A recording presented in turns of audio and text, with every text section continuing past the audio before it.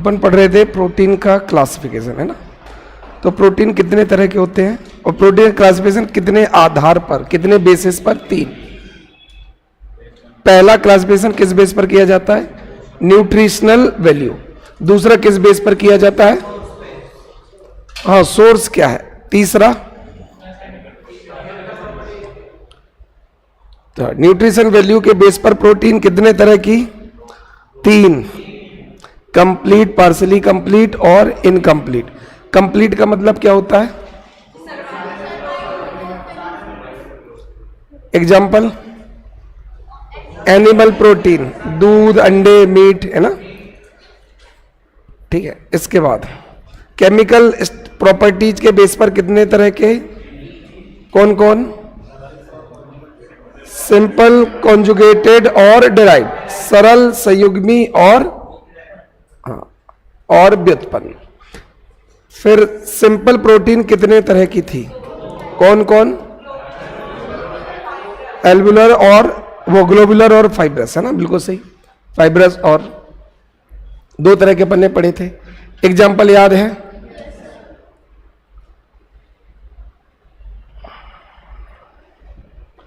तो 3 तरह के प्रोटीन पढ़ी थी, सिंपल, कॉन्जुगेटेड और डेराइव्ड। ठीक है। पहली क्लास है क्या आपकी? अच्छा, आपकी। तो कल की क्लास आप लोग देखकर आए? अब देखकर, इसलिए हमने कल यूट्यूब पे डलवा दी थी कि डेली एडमिशन हो रहा है। कोई नहीं, आज घर पे जाके क्या करना है, कल की क्लास पहले देख के आना, फिर आज का पूरा, है ना, क्योंकि आज का पूरा रिवाइज करवा रहे हैं ना। 3 तरह की प्रोटीन थी। फिर सिंपल कितने तरह की थी? 2, फाइब्रस और ग्लोबुलस। फिर फाइब्रस के एग्जाम्पल बताओ। Keratin, myosin. देख के नहीं बताने हैं, बिना देखे बताने, पीछे, है ना, देख के नहीं, रजिस्टर बंद करके। तो फाइब्रस में ओशियन और इलास्टिक, ये अपन ने पढ़े थे।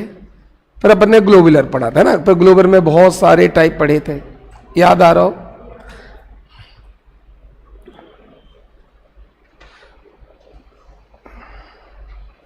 चलो, तो ग्लोबुलर में पहले तो 3 टाइप पढ़े, फाइब्रस के बहुत सारे टाइप पढ़े, है ना। ग्लोबुलर में कौन कौन से पढ़े? एल्बुमिन, जैसे अंडे का ओव एल्बुमिन, है ना। दूध में लेक्ट एल्बुमिन। इसके बाद अगला ग्लोबुलिन्स अंडे में। इसके बाद ग्लूटेलिन, इसका एग्जाम्पल व्हीट का ग्लूटेलिन और आर्जिनिन। और बार्ले में हॉर्डिन, नहीं, अच्छा वो उसका था, अच्छा उसका था। प्रोलेमिन का उदाहरण गेहूं का ग्लाइडिन और जौ का, बार्ले का हाइडिन।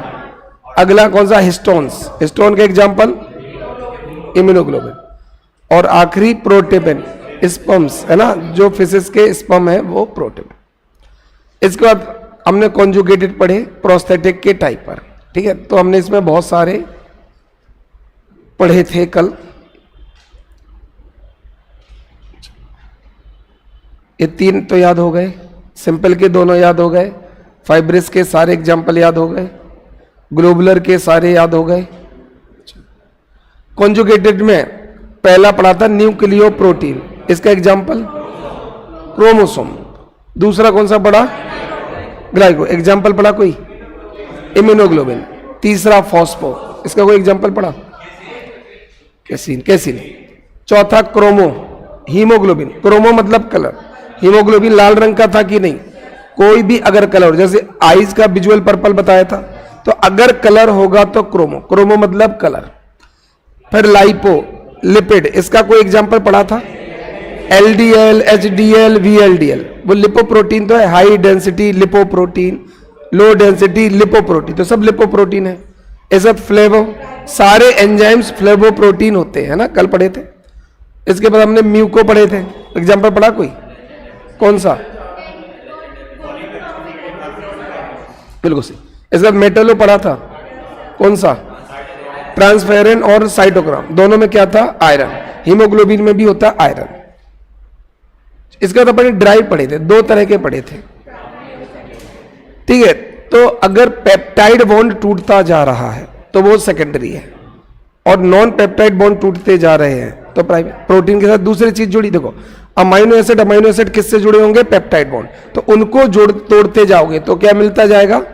तो पेप्टाइड बॉन्ड तोड़ने पर सेकेंडरी मिलता है, नॉन पेप्टाइड तोड़ने में। जैसे प्रोटीन में फॉस्फो जुड़ा है तो प्रोटीन और फॉस्फो थोड़ी पेप्टाइड से जुड़ा होगा, अमाइनो एसिड और अमाइनो एसिड पेप्टाइड से जुड़ा होगा। तो जब पेप्टाइड बॉन्ड जुड़ा होगा तो ये मिलेगा। सर आर्ट्स वाले एफएसओ का फॉर्म भर सकते कहाँ? कतई नहीं, है ना, नहीं भर सकते ना। ये बच्चे कैसे आ गए आर्ट्स वाले? ऐप पे बच्चा क्या कर रहा है आर्ट वाला? है लाइव चल रही? क्या वो चल रही? लाइव नहीं चला, प्राइवेट कर दो, है ना। सर हर क्लास थोड़ी देनी है। अब सुनो, तो अगर नॉन पेप्टाइड बॉन्ड टूटे, और नॉन पेप्टाइड बॉन्ड कहां मिलेगा आपको? ये मिलेगा कॉन्जुगेटेड में, क्योंकि कॉन्जुगेटेड या संयुग्मी में प्रोटीन के साथ कुछ ना कुछ जुड़ा होगा। कभी लिपोप्रोटीन या लाइपोप्रोटीन, कभी फॉस्फोप्रोटीन, कभी ग्लाइकोप्रोटीन, कभी म्यूकोप्रोटीन। तो प्रोटीन के अलावा दूसरा कुछ भी जुड़ेगा वो नॉन पेप्टाइड से ही जुड़ेगा, और जब वो नॉन पेप्टाइड बॉन्ड टूटेगा तो क्या बनेगा? और जब पेप्टाइड टूटेगा तो, इसमें 3 पढ़े थे प्राइमरी में, याद आ रहा? प्रोटीन्स ये पढ़ाया था। जैसे फाइब्रिनोजन से क्या बन जाएगा? फाइब्रिन। इलास्टिन से क्या बन जाएगा? एडेस्टिन। और मायोसिन से क्या बन जाएगा? मायोसिन। दूसरा पढ़ा था मेटाप्रोटीन, और तीसरा पढ़ा था कोगुलेंट। जब भी किसी चीज को गर्म करोगे उस पर एल्कोहल डाल दोगे, जैसे बॉइल्ड एग, बॉइल्ड मीट, किसी भी प्रोटीन को गर्म करने पर वो किस में बदल जाता है? कोगुलेटेड। ठीक है, तो अपने मेटाप्रोटीन, लास्ट में कोगुलेटेड। पर अपने सेकेंडरी पढ़े थे, प्रोटीन तोड़ने के बाद क्या मिला था? प्रोटियोज। प्रोटियोज के बाद पेप्टॉन्स, पेप्टॉन के बाद पेप्टाइड, पेप्टाइड के बाद अमाइनो एसिड। यहां तक कल पूरा पढ़ लिया था मैंने, कल से घर जाके देखा था। चलो बहुत बढ़िया। चलो अब अपन को पढ़ना आज फंक्शंस और स्ट्रक्चर। आज हमें पढ़ना है प्रोटीन के फंक्शंस और प्रोटीन के का स्ट्रक्चर। ठीक है, तो हमें पढ़ना है प्रोटीन के फंक्शंस।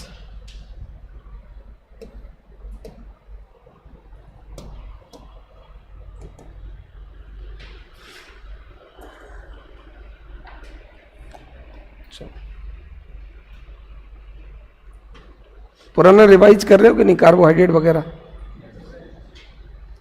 वो तो किसी दिन पूछेंगे, उस दिन पता चलेगा यस सर नो सर। चलो यह समझो, हमें प्रोटीन के 3 तरह के फंक्शंस देखने हैं। एक तो प्रोटीन से किसी ना किसी का निर्माण हो रहा होगा, building formation, building function. Protein कुछ ना कुछ बना रहा होगा, या तो नाखून बना रहा होगा, बाल बना रहा होगा, सींग बना रहा होगा, ऊन बना रहा होगा, ठीक है, हीमोग्लोबिन बना रहा होगा, एंजाइम बना रहा होगा, हार्मोन्स बना रहा होगा। तो जब प्रोटीन से कुछ बनता है तो उसे बोलते हैं निर्माण कार्य, बिल्डिंग फंक्शंस। समझ में आ गया? तो जब भी प्रोटीन से कुछ बन जाए तो वो भी प्रोटीन का फंक्शन होगा, पर उसको क्या बोलेंगे? Building function. ठीक है। दूसरा, अगर प्रोटीन किसी चीज को रेगुलेट कर रहा है, किसी की मात्रा या किसी चीज को रेगुलेट कर रहे हैं, तो उसको बोलेंगे रेगुलेटरी फंक्शन, नियामक कार्य। तो या तो प्रोटीन बना रहा होगा तो बिल्डिंग फंक्शन, निर्माण कार्य, या प्रोटीन किसी को रेगुलेट कर रहा होगा तो रेगुलेटरी फंक्शन, या फिर आपको प्रोटीन एनर्जी प्रदान कर रहा होगा, एनर्जी प्रोवाइडिंग फंक्शन। तो प्रोटीन के 3 ही फंक्शन आपको पढ़ने हैं। पहला फंक्शन है कि वो क्या क्या बनाता है, दूसरा पढ़ना है कि वो क्या क्या रेगुलेट करता है, और तीसरा पढ़ना है कि वो कितनी एनर्जी देता है। 3 चीजें अपन को पढ़ना है।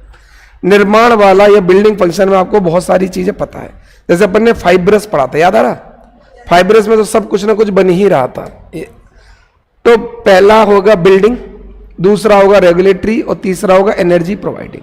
बिल्डिंग में देखो क्या क्या बना रहा होगा, जितनी भी फाइब्रस प्रोटीन होगी वो कुछ ना कुछ जरूर बना रहा होगा।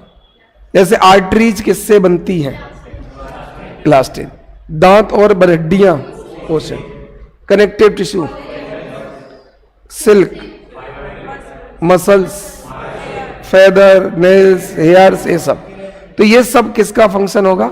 सारे एंजाइम्स प्रोटीन के, सारे एंजाइम 100% एंजाइम प्रोटीन के बने होते हैं। ग्लाइकोप्रोटीन, मोस्ट ऑफ हार्मोन, सारे हार्मोन प्रोटीन के नहीं बने होते, पर 99% हार्मोन्स प्रोटीन के हैं। 100% एंजाइम्स प्रोटीन के बने हैं, मोर देन 90% हार्मोन्स प्रोटीन के। तो अपन ये नहीं बोल सकते कभी कि सारे हार्मोन्स प्रोटीन के बने, ये गलत सेंटेंस है। अगर मैं बोलूं अधिकांश hormones, most of hormones protein के बने, तो ये सही सेंटेंस है। तो सारे एंजाइम्स, अधिकांश हार्मोन्स, हीमोग्लोबिन, ट्रांसफेरिन, साइटोक्रोम, ये सब काय के बने होते हैं? प्रोटीन। तो ये पहला फंक्शन लिख दोगे, तो जितना अपन ने अभी पढ़ा है टाइप में, उनमें से ही सारे उदाहरण लिख देना। अपन ने पढ़े ना, मेटेलोप्रोटीन में पढ़ा था, क्रोमोप्रोटीन में हीमोग्लोबिन पढ़ा था, याद आ रहा? तो अपन ने जितनी भी प्रोटीन पढ़ती जिससे कुछ ना कुछ बन रहा था, वो सब किसके एग्जाम्पल हो जाएंगे? बिल्डिंग फंक्शन के। ठीक है, तो बिल्डिंग फंक्शन में क्या हो जाएगा? जितना भी पढ़ रखा है वो सब, जितना बना था केराटिन से, कोलेजन से, इलास्टिन से, वो सब किसका उदाहरण हो जाएगा? Building functions of protein, protein के निर्माण कार्य। ठीक है, तो अलग से कुछ याद नहीं करना, कल जितने भी पढ़ा वो सब किस में आ जाएगा? निर्माण कार्य। दूसरा जो हमें पढ़ना है, ये तो पढ़ा है, ठीक है, दूसरा जो हमें पढ़ना है वो पढ़ना है रेगुलेटरी फंक्शंस। अब ये दो चीजों को रेगुलेट करेगा, प्रोटीन दो चीजों को रेगुलेट करेगा। एक तो शरीर में पानी की मात्रा,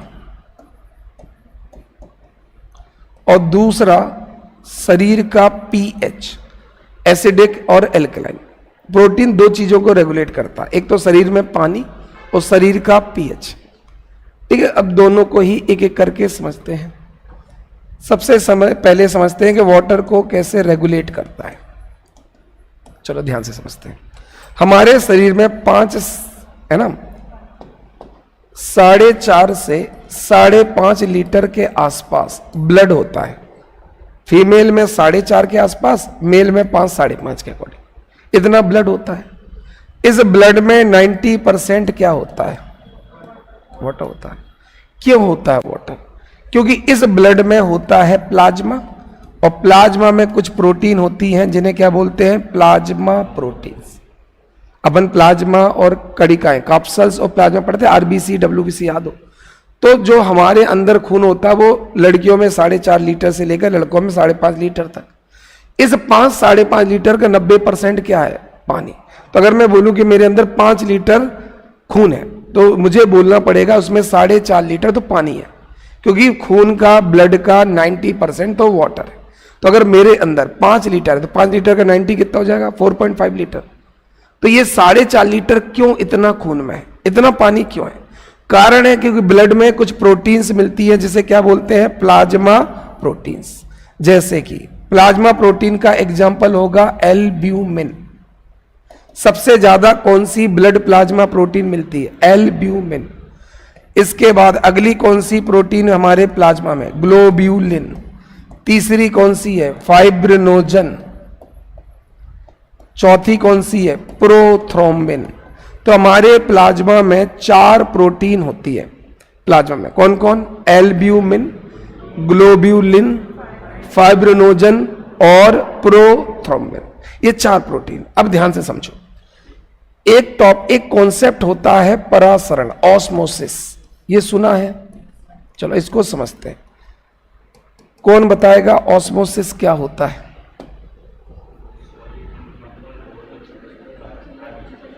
किसमें क्या होगा? हाँ, लो टू हाई चली जाएगी कोई चीज? पक्का? चलो, तो फिर डिफ्यूजन क्या है?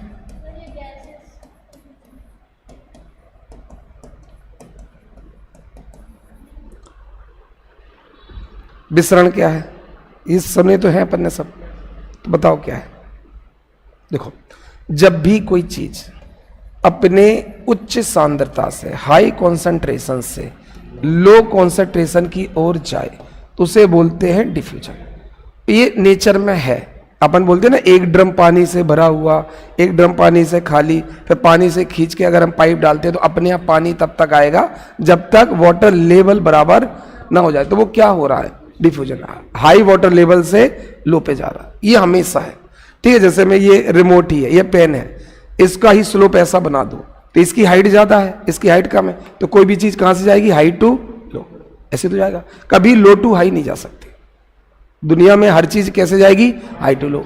अब हवा भी यही पढ़ते हो कि जब विंड फ्लो होती है, जब वायु का परिसंचरण होता है तो हाई एटमॉस्फेरिक प्रेशर से लो एटमॉस्फेयर। तो दुनिया में हर चीज डिफ्यूज होती है, दुनिया में हर चीज विसरित होती है। कोई भी चीज अपनी अधिक मात्रा से कहां जाता है, कम मात्रा में। अरे खुद ही देख लो यार कि अपन पेट्रोल पंप में गए, एक में लंबी लाइन लगी है, अचानक दूसरा पेट्रोल पंप दूसरी लाइन खड़ी हो गई, तो अपने आप लोग अधिक लाइन से कम लाइन की ओर चले जाएंगे। तो डिफ्यूजन तो होना ही होना है। पर जब डिफ्यूजन ही दुनिया में होता है तो ऑस्मोसिस की जरूरत क्या है, या फिर ऑस्मोसिस क्या है, ध्यान से समझो। इसको मान लो हमने क्या किया, दो बल एक टैंक लिया और मैं बीच में एक जाली लगा दी, नेट लगा दिया और इसको दो पार्ट्स में डिवाइड कर दिया। ध्यान से समझना है ना। हमने इसमें 5 लीटर पानी रखा और इसमें भी 5 लीटर पानी रखा। इसमें 2 किलो शुगर डाल दी या नमक जो तो मान लो, इसमें 1 किलो शुगर डाल दी। ठीक है, इस तरह से डाल दिया। अब तुम्हें यह पता है कि डिफ्यूजन या विसरण का मतलब होता है अपनी हाई कॉन्सेंट्रेशन से लो। तो जो शुगर या सॉल्ट जो भी तुमने मिलाया था, शक्कर या नमक, वो ऐसे जाना चाहिए था। अगर सच में शक्कर ऐसे चली जाती तो तुम कह देते कि यहां पर विसरण या डिफ्यूजन हो रहा है। ठीक है, diffusion is occurring in this process. तो आप बोलोगे कि यहां सर डिफ्यूजन हो रहा है क्योंकि कोई भी चीज अपनी हाई कंसंट्रेशन से लो कंसंट्रेशन जा रहा। बिल्कुल सही मान सकते हैं। पर ऐसा क्या होता है कई बार, जैसे इस केस में मैंने एक नेट लगा दिया और नेट सेमी परमेबल है। सेमी परमेबल का मतलब है कि ये जो नेट है ना, ये पानी जाने देगा और शक्कर को रोक लेगा। मतलब मैंने ये जो नेट लगाया है अर्ध पारगम है, ये क्या करेगा, जो सॉल्वेंट है, जो विलायक है, जिसमें चीजें घुलती है, उसको क्या बोलते हैं, सॉल्वेंट। जैसे वाटर, इसके लिए तो ये परमेबल है, पर जो इसमें घुला हुआ है, घुला हुआ सॉल्यूट विले, उसके लिए ये इम्परमेबल है। तो मैंने एक ऐसी झिल्ली, ऐसी मेम्ब्रेन लगा दी जो अर्ध पारगम है, सेमी परमेबल। किसी चीज के लिए तो परमेबल है, किसी चीज के लिए इम्परमेबल है। पानी के लिए तो परमेबल, चाहे जितना पानी यहां से वहां जाए कोई दिक्कत नहीं। पर सॉल्यूट जो उसमें हमने शक्कर नमक घोला, उसके लिए क्या बन जाती, इम्परमेबल। अब इस कंडीशन में डिफ्यूजन पॉसिबल ही नहीं है, क्योंकि आपने अगर 2 किलो नमक या 2 किलो शक्कर कुछ भी लगाया हो, वो हाई से लो जा ही नहीं सकता, क्योंकि मैंने क्या लगा दी, एक सेमी परमेबल मेम्ब्रेन। तो जब भी मैं एक सेमी परमेबल मेम्ब्रेन लगाऊंगा तो वहां कभी भी ऑस्मोसिस, वो डिफ्यूजन नहीं हो सकता। वहां हमेशा दूसरी प्रोसेस कौन सी होगी, ऑस्मोसिस। यहां तक बात समझ में आ गई। अब हमें क्या करना पड़ेगा, इसकी सांद्रता छोड़नी पड़ेगी क्योंकि ये जा ही नहीं सकता। अब हमें टोटल देखना पड़ेगा सॉल्यूशन, सॉल्वेंट प्लस सॉल्यूट, विलायक प्लस विलेय को बोलते हैं विलयन, यही बोलते हैं। पानी और शक्कर को मिला के सॉल्यूशन बोला जाएगा। पानी सॉल्वेंट, जिसमें चीजें घुली है वो विलायक सॉल्वेंट, जो चीज घुली होती है उसे बोलते हैं सॉल्यूट या विलेय, और दोनों को मिलाकर क्या बोल देते हैं, सॉल्यूशन।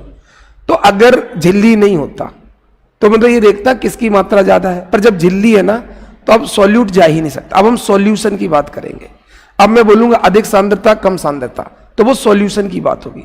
तो जब भी किसी को मैं झिल्ली से रोक दूंगा तो अब सॉल्वेंट सॉल्यूट छोड़ो, अब बात किसकी होगी, सॉल्यूशन की, क्योंकि शक्कर रोक दी हमने। अब अपन सॉल्यूशन की बात करें। अब मुझे बताओ ए में जो सॉल्यूशन है, जो हमने यहां शरबत, देखो पानी में शक्कर मिलाऊंगा तो क्या बन जाएगा, शरबत। मुझे बताओ शरबत नंबर ए और शरबत नंबर बी, कौन ज्यादा मीठा होगा, बी, क्योंकि पानी तो 5 लीटर है पर शुगर यहां 2 kg है। तो मैं कहूंगा कि यहां के सॉल्यूशन का कॉन्सेंट्रेशन ज्यादा है, यहां का जो सॉल्यूशन है वो गाढ़ा है, यहां शक्कर बहुत ज्यादा है। हाँ या नहीं, यही होगा कि नहीं, ये सॉल्यूशन गाढ़ा नहीं हो गया, यहां शक्कर ज्यादा है। तो अब क्या करेंगे, शक्कर तो जा ही नहीं सकती, तो फिर क्या जाएगा, पानी। तो कहां से कहां पानी जाएगा, जो डाइल्यूट होगा वहां से पानी जाएगा, जब तक दोनों का कॉन्सेंट्रेशन बराबर ना हो। ये तब तक पानी जाता रहेगा जब तक दोनों सॉल्यूशन में एक जैसा कॉन्सेंट्रेशन ना हो जाए। जब तक दोनों को पी के देखोगे एक जैसे मीठे ना हो जाए, तब तक वो मेम्ब्रेन से पानी जाता रहेगा अपने आप। थोड़ी देर बाद स्ट्रॉ से लगा के इसको पी के देखना, इसको देखना, बोले अभी भी मीठा, तो अब क्या मतलब, अभी भी पानी जा रहा। ये कब तक पानी जाता रहेगा, जब तक दोनों का कॉन्सेंट्रेशन बराबर ना हो। किसका कॉन्सेंट्रेशन, सॉल्यूशन का। तो पानी कहां से जाता है, लो कॉन्सेंट्रेशन से, कम गाढ़े विलयन से हाई कॉन्सेंट्रेशन पे जाता है। तो यहां किसके हाई लो की बात हो रही? पूरे सॉल्यूशन की। इस प्रोसेस को ऑस्मोसिस कहते हैं। और ये सुनने में उल्टा लग रहा है, तुम्हें लग रहा है सर लो से हाई कैसे जा सकता? तुम बताओ पानी कहां जाना चाहिए? जो चीज ज्यादा गाढ़ी होगी। अरे भाई साहब, तुमने चाय बना रहे, ज्यादा शक्कर चलेगी, तुम ऊपर से दूध या पानी कुछ एक्स्ट्रा डालोगे कि नहीं? तो ज्यादा गाढ़े पर सॉल्वेंट ही तो डालते हो, तो सॉल्वेंट अपने आप जाने लगता है। कहां से कहा? सॉल्यूशन की लो कॉन्सेंट्रेशन से सॉल्यूशन की हाई कॉन्सेंट्रेशन। इसी को ऑस्मोसिस बोलते हैं। ये बात समझ में आ गई? क्लियर?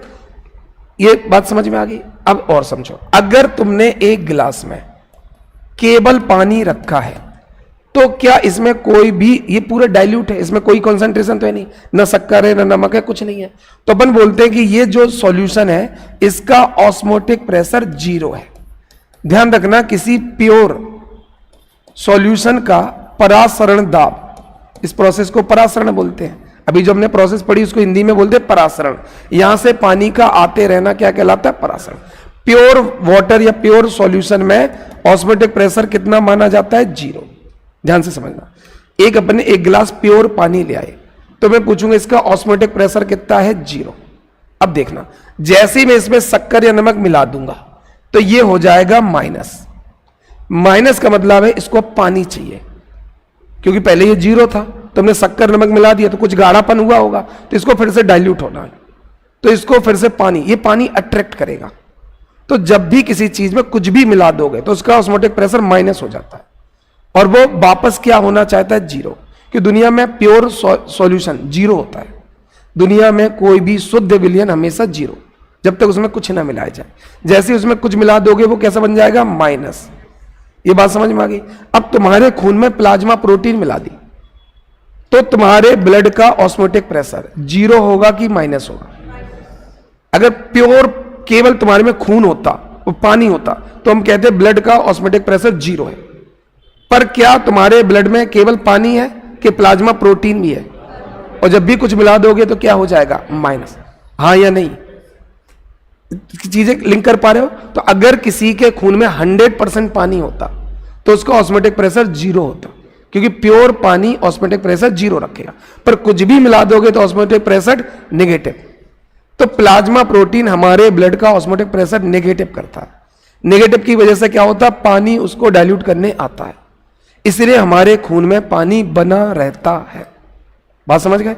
जैसे हमारी आर्टरी वेन में क्या निकल रहा है? ब्लड निकल रहा है, तो इसमें से पानी लीक हो जाना चाहिए, नहीं हो सकता। जब तक तुम्हारे ब्लड में प्लाज्मा प्रोटीन है तब तक ब्लड का ऑस्मोटिक प्रेशर नेगेटिव है, और तब तक वो ब्लड से पानी को निकलने नहीं देंगे। तो क्या इससे ब्लड में वाटर रेगुलेशन हो पाएगा? कि इसमें ब्लड में हमेशा 90% खून पानी बना रहेगा? मतलब मेरा खून अगर 5 लीटर है तो मेरे खून में 4.5 लीटर पानी बना रहेगा? ऐसा तो नहीं होगा कि मैं सोया, सुबह उठा 2 लीटर पानी बचा क्योंकि निकल गया। कभी नहीं निकल सकता पानी। हमारे ब्लड में से पानी कभी नहीं निकल सकता, क्योंकि plasma protein osmotic pressure maintain किए है। जब तक वो है तब तक माइनस है। माइनस है तो पानी उसको 0 करने के लिए बना रहेगा, क्योंकि जैसे ही पानी निकल जाएगा तो वापस ऑस्मोटिक प्रेशर क्या हो जाएगा? माइनस। क्योंकि प्रोटीन है ना तो माइनस हो जाएगा, इसलिए उस माइनस को 0 बनाए रखते हैं। समझ में आ गया? तो तुम्हारे शरीर में पानी का रेगुलेशन कौन बना के रखे है? Plasma protein. पहला रेगुलेटरी फंक्शन समझ में आ गया? कैसे प्रोटीन वाटर रेगुलेशन करता है, कैसे हमारे ब्लड में 90% पानी बना के रखता है। तो ये पहला रेगुलेटरी फंक्शन हम समझ गए वाटर को। तो हमारे खून में 4 प्लाज्मा प्रोटीन होती है। कौन सी?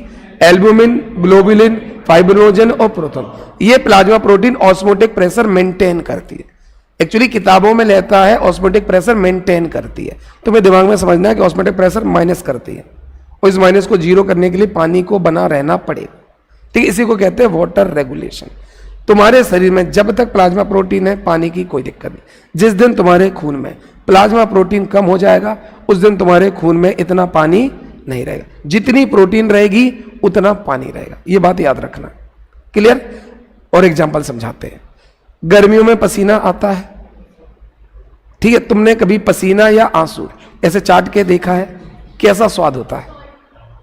सॉल्टी, नमकीन होता है। इसका मतलब तुम्हारे आंसू और पसीने में क्या रहता है, ये एक सॉल्ट है, और ये भी क्या करता है, ऑस्मोटिक प्रेशर बना के रखता है। जैसे ही पसीने में NaCl निकल गया तो पानी क्यों रुकेगा?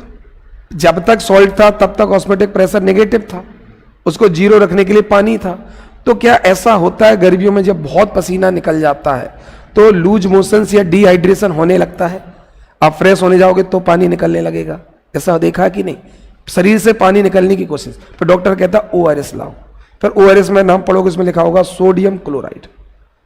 जैसे तुमने NaCl लिया शरीर में, फिर ऑस्मोटिक प्रेशर नेगेटिव हो गया, फिर से पानी रुक जाएगा, कुछ नहीं है। तो अगर तुम्हें ORS नहीं भी चाहिए तो तुम क्या करो, नमक घोल के पी जाओ। पर ORS में नमक के साथ ग्लूकोज भी रहता है, तो तुम शक्कर डाल लो, सुक्रोज, सीधी सीधी बात है, कोई दिक्कत नहीं। तो अगर तुम्हें लूज मोशन से डिहाइड्रेशन हो रहा है, बढ़िया एक गिलास ठंडा पानी, उसमें भर के डालो नमक। ध्यान रहे तुम्हारा BP हाई नहीं होना चाहिए, क्योंकि जैसे ही नमक डालोगे, वैसे तो BP लो हो जाएगा। अगर तुम्हारे शरीर से पानी निकल गया तो तुम्हारा BP वैसे ही लो हो जाना है, क्योंकि BP इस पे डिपेंड करता है कि तुम्हारा ब्लड कितना है। जैसे मेरा खून है 5 लीटर, लूज मोशन होने लगे बच्चा 4.5 लीटर, BP अपने आप लो हो गए, ठीक है। तो जैसे ही लूज मोशन होना शुरू, BP अपने आप गिर जाता है, क्योंकि BP डिपेंड करता है ब्लड वॉल्यूम पे।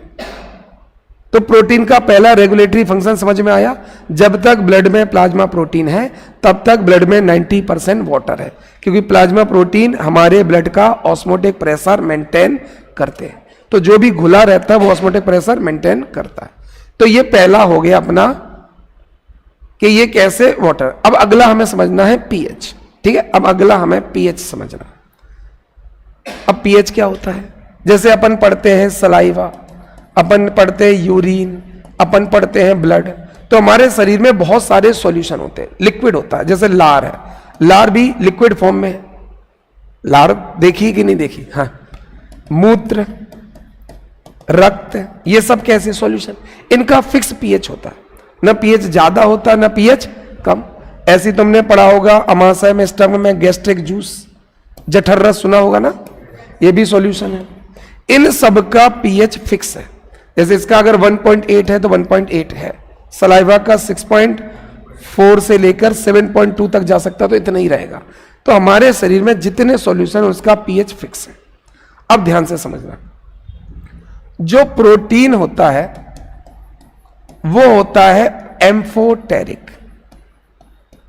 एम्फोटेरिक का मतलब ये एसिड भी बन सकता है और बेस भी बन सकता है।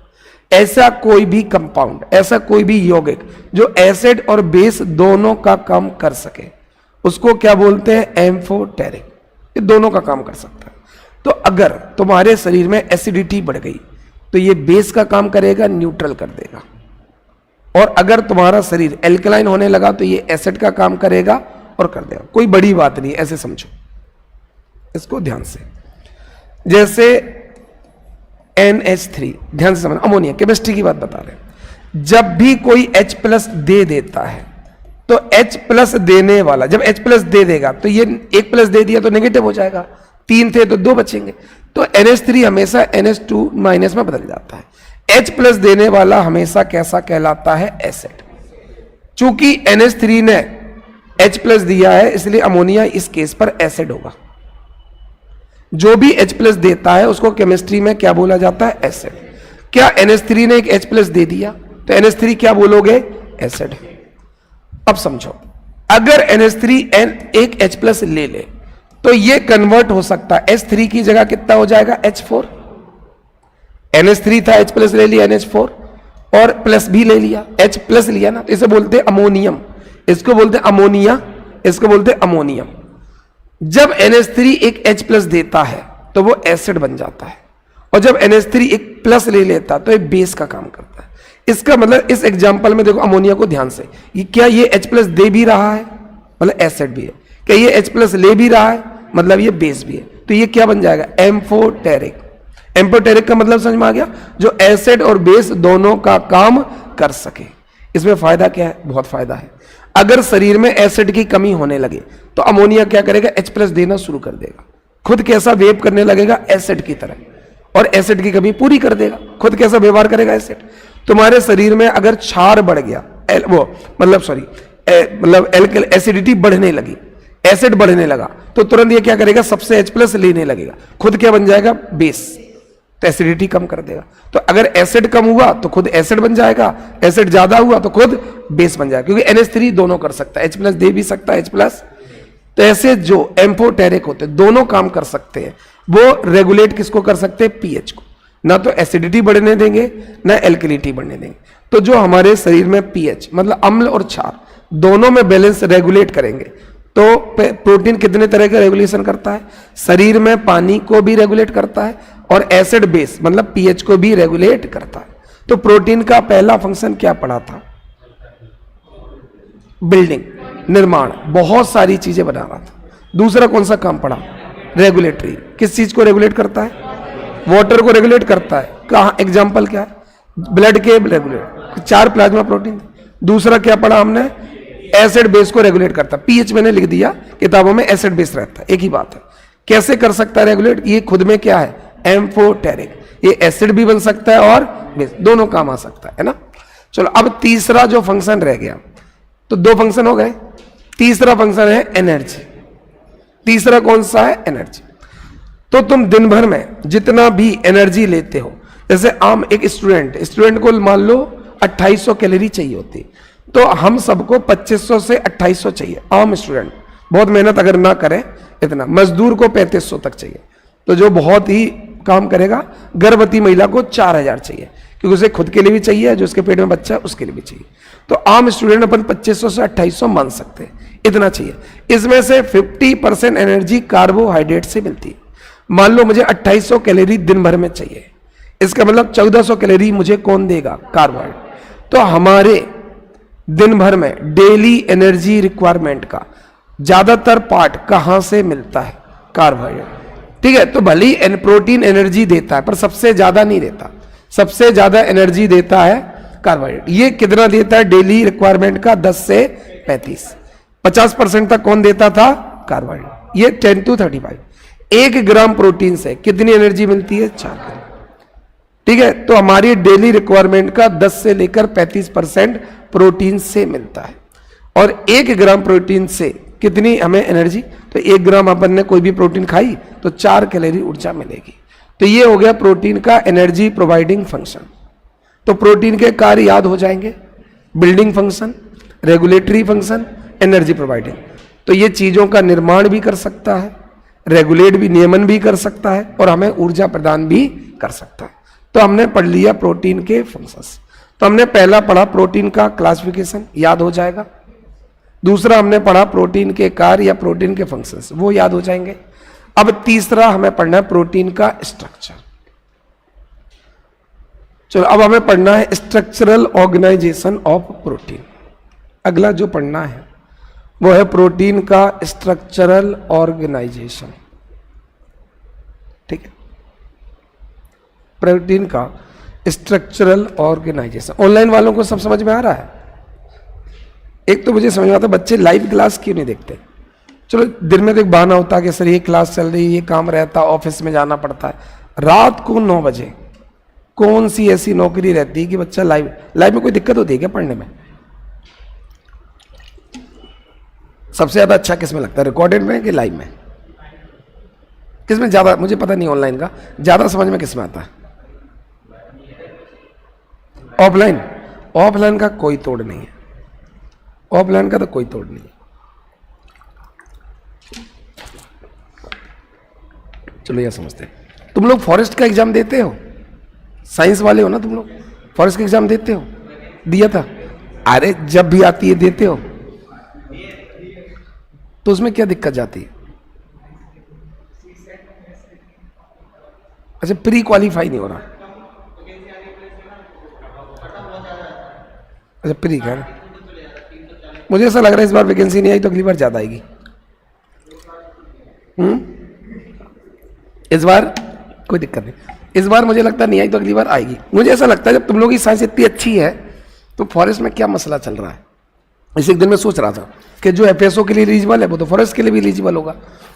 फिर तुम लोग फॉरेस्ट का दिया होगा तो फॉरेस्ट्री में दिक्कत जा रही, साइंस में दिक्कत जा रही कि मेंस तक पहुंच ही नहीं पा रहे।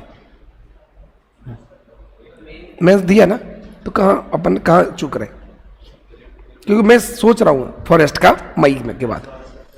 मैथ्स का मैथ्स टफ आती क्या?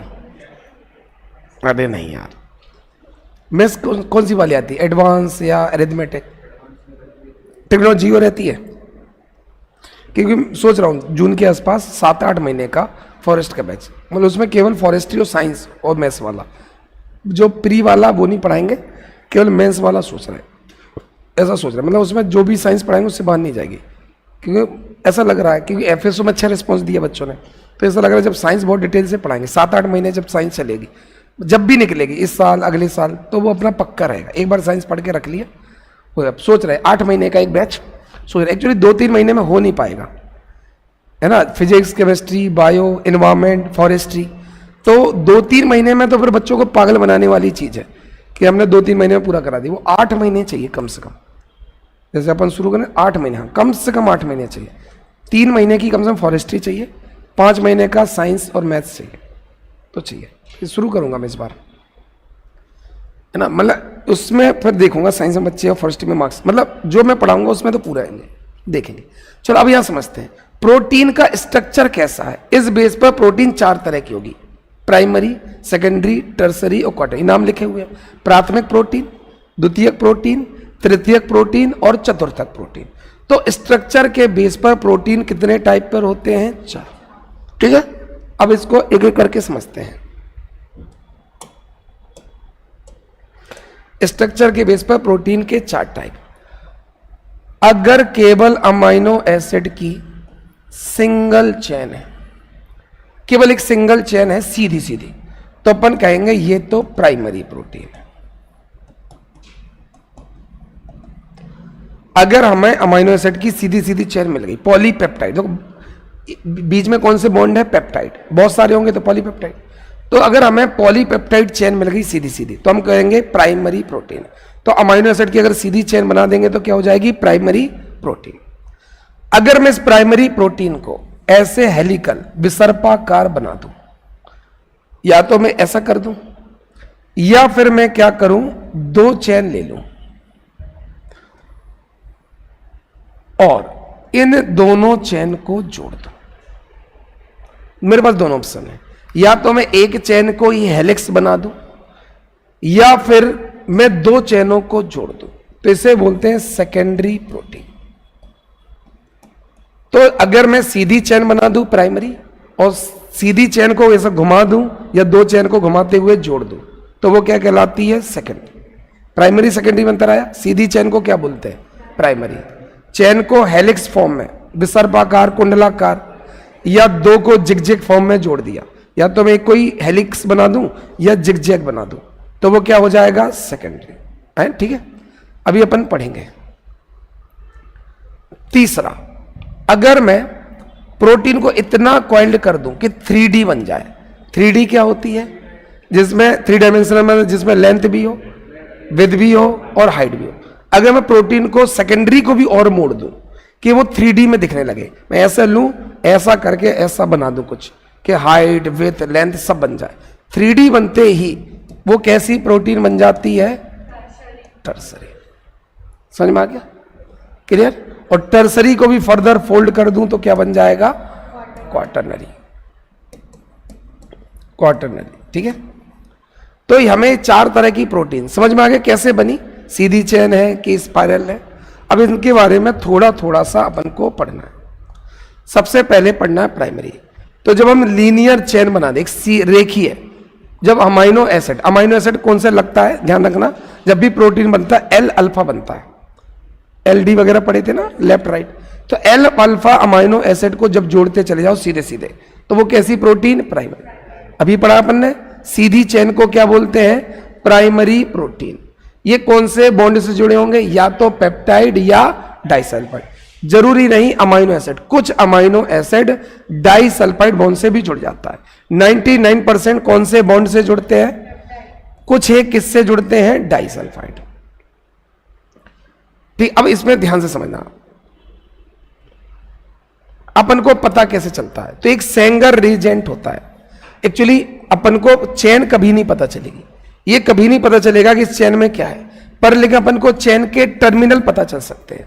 हमको चेन के अमाइनो एसिड कभी पता नहीं चलते प्राइमरी में, पर दोनों टर्मिनल मुझे ये जरूर पता चल जाएगा कि इस तरह में कौन सा अमाइनो एसिड है, वेलाइन है, आइसोल्यूसिन है, लयूसिन है, फेनिलाइन है, और एक किस रेजेंट, किस अभिकर्मक से पता चलता है, सेंगर, सेंजन नहीं, सेंगर। तो अगर मैं इस प्रोटीन पर एक रिएक्टेंट डाल दूं जिसका नाम है सेंगर रिएक्टेंट, तो मुझे अमाइनो एसिड का तो नहीं पता चलेगा, पर उस अमाइनो एसिड की चेन का, किनारे के 2 अमाइनो एसिड का पता चल जाएगा। तो क्या प्राइमरी प्रोटीन में हर एक अमाइनो एसिड का पता चल जाता है? नहीं, केवल किसका पता चलता है, एक चेन के दोनों किनारों का, और इसके लिए किस रेजेंट की जरूरत पड़ती है, सेंगर। तो प्राइमरी प्रोटीन में इतना ही पढ़ना है। प्राइमरी प्रोटीन एक सीधी चेन है, क्लियर, जो ज्यादातर पॉलीपेप्टाइड, थोड़े बहुत डाइसल्फाइड बॉन्ड से बनती है, और इसमें अगर हमें पता करना हो तो टर्मिनल मतलब किनारे वाले अमाइनो एसिड पता चल जाते हैं सेंगर रिएजेंट्स। 2-3 चीजें, प्राइमरी प्रोटीन क्या है, अमाइनो एसिड की पॉलीपेप्टाइड चेन है, किस बॉन्ड से जुड़ी होगी, या तो पॉलीपेप्टाइड या डाइसल्फाइड। इसके बाद हमें टर्मिनल अमाइनो एसिड किस रिएजेंट से पता चल जाता है, सेंगर रिएजेंट से। बस इतना पढ़ना प्राइमरी में। अगर अपन ने प्राइमरी को कितने तरीके से चेंज कर सकते हैं, 2। कौन कौन से 2 अभी देखेंगे, आगे डायग्राम। ये या तो इस तरह से जोड़ दो, या फिर 2 चेन को जिग-जैग जोड़ दो, ठीक है। अगर इस तरह को जोड़ोगे तो ये भी सेकेंडरी है, पर हेलिक्स सेकेंडरी है, और इस तरह से जोड़ोगे तो इसको बोलते हैं अल्फा हेलिक्स। अगर मैं एक ही चेन को ऐसे कर दूं तो वो क्या कहलाएगा, अल्फा हेलिक्स, और 2 चेन को जिग-जैग कर दूं तो बीटा प्लेटेड सीट है, दोनों सेकेंडरी, ये भी सेकेंडरी है, ये भी सेकेंडरी। ये बात समझ में आ गई, क्लियर। अगर मैं एक ही चेन को घुमाऊं तो क्या बनेगा, अल्फा हेलिक्स सेकेंडरी में। अगर मैं 2 को करूं तो क्या करूंगा, क्या बोला, बीटा प्लेटेड। तो सेकेंडरी प्रोटीन कैसे बनते, या तो एक ही चेन को हेलिकल फॉर्म में मोड़ दो, चूंकि वो हेलिकल है, विसर्पाकार है, इसलिए उसको अल्फा हेलिक्स बोलते हैं। अगर मैं 2 को जिग-जैग जोड़ दूं तो बीटा प्लेटेड सीड बोलते हैं। तो अल्फा हेलिक्स भी सेकेंडरी प्रोटीन है, और बीटा प्लेटेड भी सेकेंडरी प्रोटीन। अब सवाल आता है कि कैसे प्राइमरी से सेकेंडरी बनाया जाता है, इसको समझो ध्यान से। जैसे एक ये अमाइनो एसिड का एक डायग्राम है, मैंने ये बनाया है अमाइनो एसिड का। अमाइनो एसिड में 2 टर्मिनल होते हैं, मतलब 2 हिस्से होते हैं। इसको बोलते हैं अमाइन, जिसमें NH2 दिख रहा है, इसको अमाइनो एसिड का अमाइन टर्मिनल बोलते हैं, या अमीनो टर्मिनल, क्योंकि यह अमीनो दिख रहा है। इसको बोलते हैं कार्बोक्सिल टर्मिनल। तो किसी भी अमीनो अम्ल कोई भी ले लो, ग्लाइसिन, आर्जिनिन, जो तुमने 10 याद करे, कोई भी उठा लो, हर अमीनो एसिड में यही मिलेगा। कौन कौन से सिरे मिलेंगे, या तो एन टर्मिनल मिलेगा जिसमें अमीनो है, या सी टर्मिनल मिलेगा जिसमें कार्बोक्सिल है। तो आपको कहां गया डायग्राम, पीछे निकल गया शायद, है ना। तो ये कौन सा टर्मिनल है, एन, क्योंकि यहां एन अमीनो है, और इसको क्या बोलते हैं, सी, कार्बोक्सिल। तो किसी भी अमीनो एसिड में 2 सिरे होते हैं। तो इसमें होता क्या है, इसमें एक अमाइनो का ओ, अमाइनो का ओ नहीं, उल्टा लिखा, HO होता है। मतलब ये कहने का मतलब है, वो ये कह रहे हैं कि इस कार्बोक्सिल का O और इसका H ये जुड़ता है, ध्यान से। तो इस अमीनो एसिड के बगल में एक दूसरा अमीनो एसिड होगा कि नहीं, एक अमीनो अम्ल दूसरे अमीनो अम्ल से किस बॉन्ड से जुड़ता है, पॉलीपेप्टाइड। तो कैसे जुड़ा होगा समझो, एक अमीनो एसिड है, एक टर्मिनल को बोलोगे एन टर्मिनल जिसमें अमीनो है, एक को बोलोगे सी टर्मिनल जिसमें कार्बोक्सिल, यही तो होगा। अब इसके बगल में क्या होगा, सी के बगल में एन आएगा, क्योंकि सी और एन जुड़े थे। सी के बगल में एन आएगा तो एन का वो सिरा कौन सा हो जाएगा, सी। इस सी से कौन जुड़ेगा, एन। समझ में आ रहा, चेन कैसी बनती जाएगी। तो जब भी चेन बनेगी तो ऐसी बनेगी, ध्यान से समझना, ठीक है। अब ध्यान से समझना, अब क्या होता है, ये हमने चेन बना दी। अब चेन से क्या होता है, या तो इन्हीं को आपस में जोड़ लो, एक को ही आपस में जोड़ दो, या ऐसा एक डायग्राम देखो, मैं खुद बना दे रहा हूं, ध्यान से समझना। ये है अमाइनो एसिड, और ये मैंने सीधी चेन बना दी। सीधी चेन को कौन सी प्रोटीन कहते हैं, प्राइमरी। सीधी चेन को प्राइमरी कहते हैं, ठीक है। अब इसको अपन मोड़ते हैं, अब हमने इसको मोड़ना शुरू कर दिया।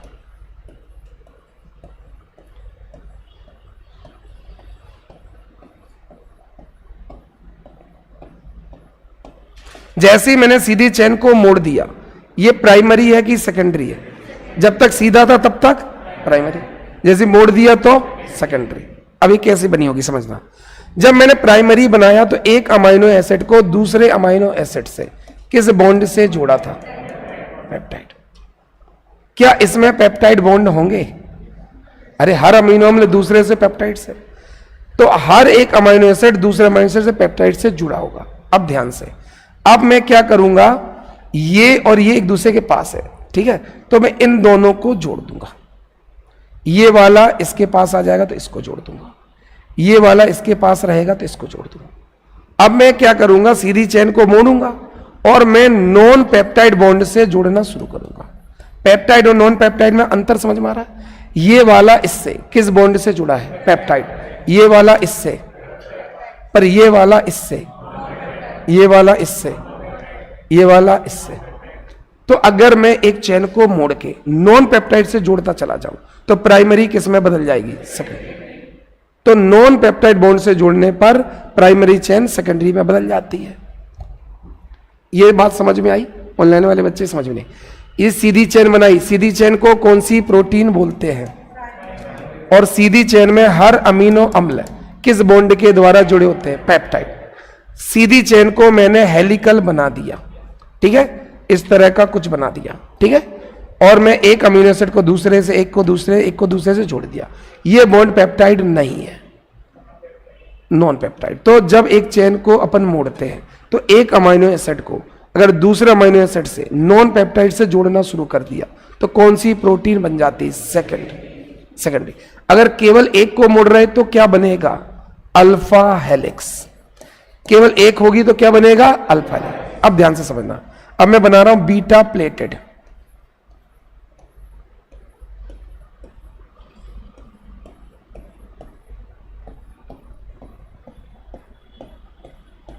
ये एक और इसी के पैरेलल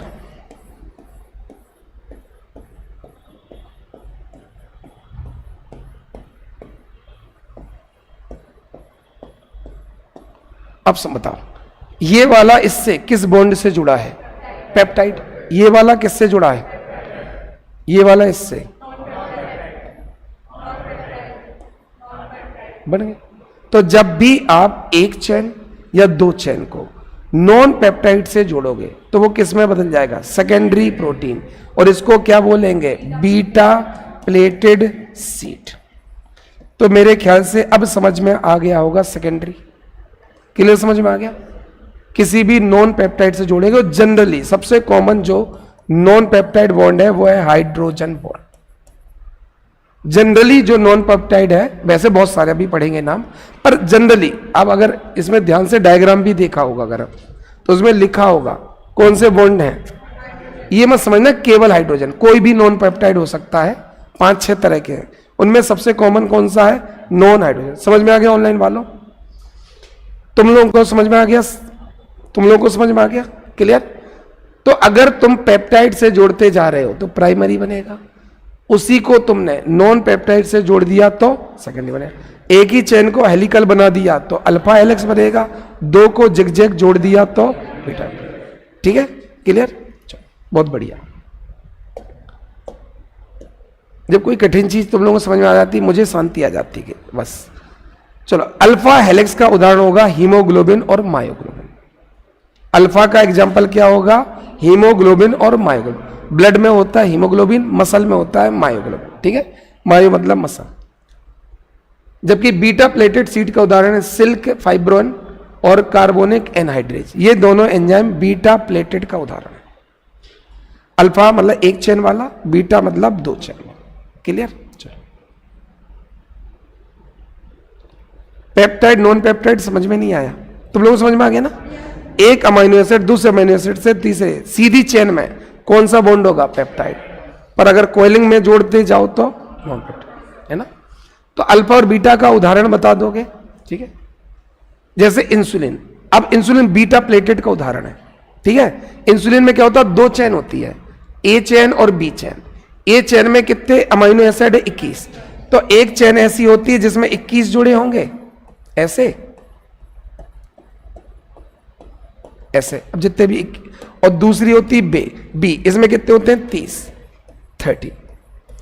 तो इंसुलिन हार्मोन नाम तो सुना ही होगा ना, अपने प्रोटीन का भी फंक्शन पढ़ा, बिल्डिंग फॉर्मोशन ये बनाता है। तो ये इंसुलिन है। इंसुलिन में 2 चेन होती है, बी चेन और बी चेन है, वो बे चेन नहीं है, ठीक है।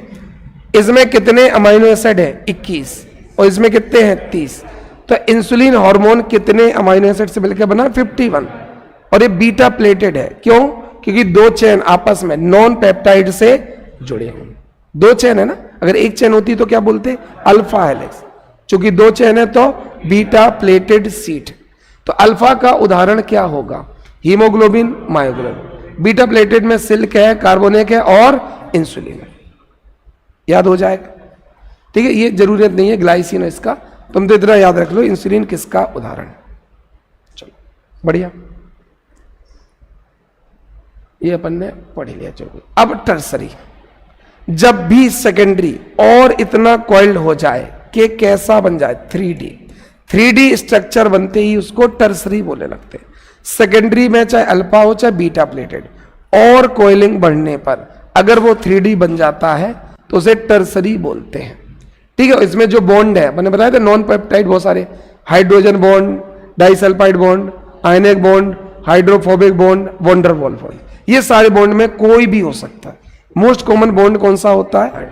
इनमें से कोई भी बॉन्ड लग सकता है, कोई भी बॉन्ड, बस पेप्टाइड बॉन्ड नहीं होना चाहिए, ठीक है। बाकी कोई भी बॉन्ड हो जाए, पेप्टाइड बॉन्ड होगा तो प्राइमरी, बाकी सब सेकेंडरी, टर्सरी, क्वाटरनरी हो।